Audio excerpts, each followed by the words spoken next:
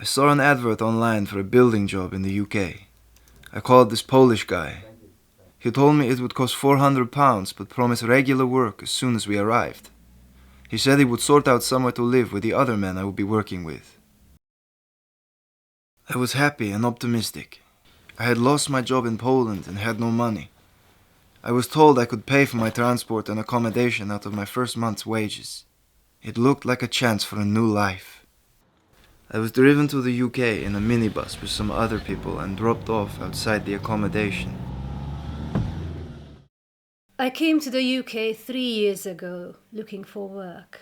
I got some occasional shifts as a cleaner, but I wanted a permanent job with a regular pay.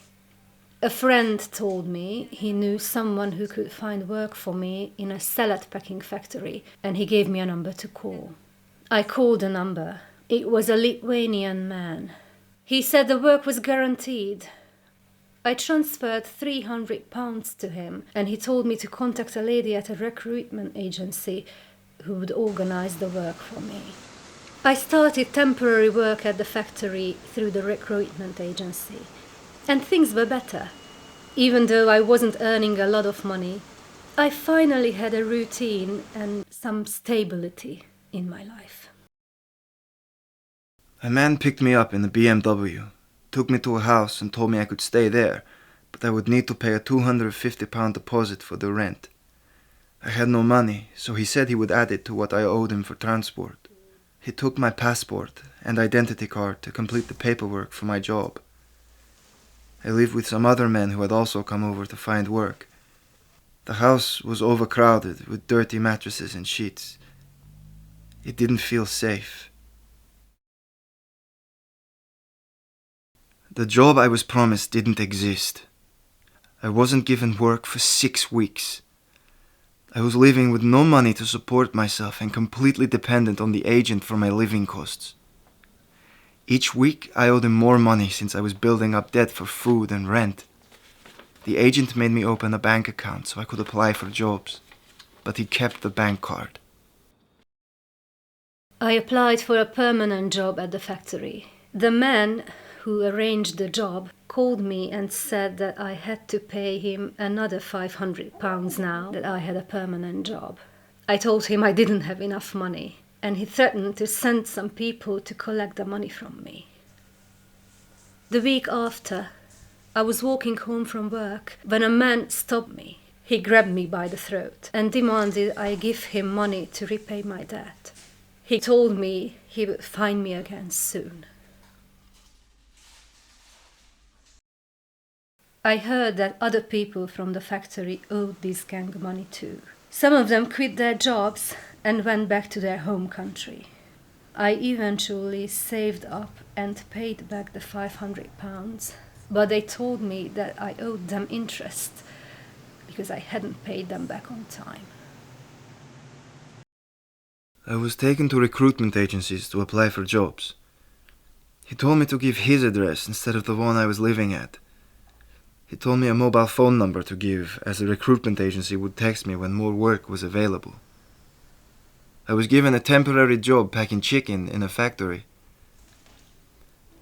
As soon as I was paid each week, he would use my bank card to take out all of my wages to cover the money I owed for travel and accommodation. He gave me only £20 a week to buy food.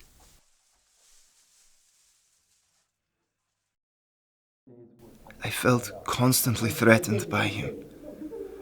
Once, when I had been given only 3 days' work, he got angry and punched me in the face, leaving me with a black eye. I felt ashamed that I had got myself into this situation, but there was no one I could turn to for help. He had total control of my life, and I didn't think I would ever get out of the debt I was in. At the weekend I went to do my shopping with a friend, and we were attacked by the gang. I was pushed around, and my friend tried to argue with them. They broke her jaw, and she had to be taken to hospital.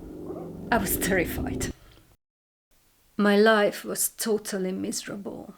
I didn't leave the house for months, except for work. And I couldn't sleep because I was too scared that the gang might come to my house in the night. I wanted to ask for help, tell someone what was going on, but I didn't know who could help. I thought about calling the police, but I didn't know if they would understand or help, and I was scared that the gang would find it out. A detective came to my house with a Lithuanian translator and said he was investigating a gang that had been threatening workers in the area. He said that he could protect me from them. I told him everything that had happened, and he asked me if I would be willing to give evidence in a trial. After I had worked and lived like this for over a year, the police and gangmasters licensing authority came to my house one day. They took me to a place where I could recover, be helped to find a good job, support myself. This is all I ever wanted. 4 men were arrested from the gang. And later I found out that there were dozens of workers at the factory who had been threatened by this gang. The police found new homes to those who had been badly hurt, and they also arranged protection for their families in Lithuania. I'm all right now, working a new job here for a good agency. But I've been through a tough time. When I look back at everything that's happened, I realize how easy it is to get trapped in a really bad situation. I should never have paid for a job that I didn't know existed. I should never have paid for a job. This is not legal in the UK. I should never have given away my passport and identity card. By then, it was already too late. I should never have got into debt with someone I didn't know or trust. I was stuck in debt to him, and he controlled my bank account. I was afraid that he would attack me if I did anything wrong. I know there are still many more people who are trapped like I was. If my story sounds like yours, or someone you know, please be aware that there are several ways to get help and to get out of this position. Don't get trapped like I was. And if you know anyone who is, contact the Gangmasters Licensing Authority or Migrant Help. Anything you say will be kept confidential. If you are being threatened, or you think you are in immediate danger, please call the police by dialing 999. Don't suffer in silence.